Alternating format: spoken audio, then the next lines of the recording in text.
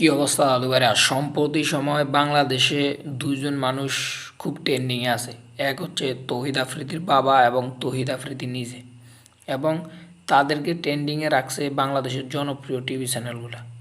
এবং তাদের সম্পর্কে তাদের মানে ভালো সময়ে যে সমস্ত অপকর্ম করছে সব তথ্য এখন বেরোতে আছে। মানে পৃথিবীতে বাংলাদেশই একমাত্র দেশ যেখানে আপনি অপকর্ম করবেন যখন আপনার ভালো সময় থাকবে তখন, কিন্তু তখন আপনার বিরুদ্ধে কেউ এটা প্রতিবাদ করবে না।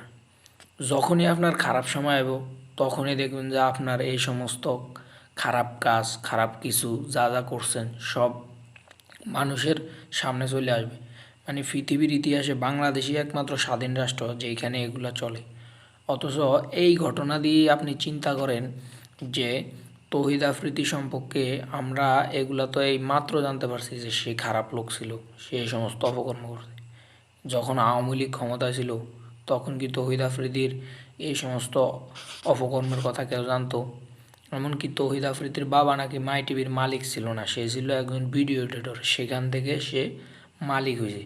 যে এই সমস্ত তাদের যে অপকর্ম, এটা করাইছে কারা? অবশ্যই লীগের লোকজন করাইছে।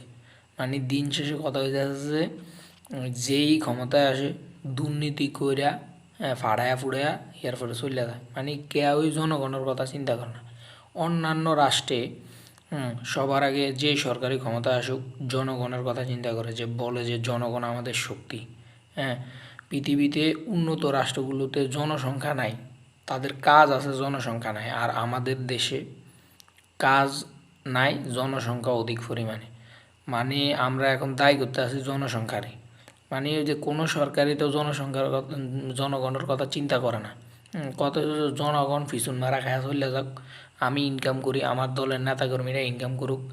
আবার বাংলাদেশের নেতাকর্মীদের স্টাইল হয়েছে কি, ভোটের আগে জনগণের হাত পা ধইরা মইরা যাতা করে। মানে মেইন কথা হচ্ছে যে তারা হাত পা ধরবো একদিন আর জনগণ ধরবো 5 বছর। ওই দিন শেষে কথা হইলো যে যেই ক্ষমতায় আসুক জনগণের পিছন মারা।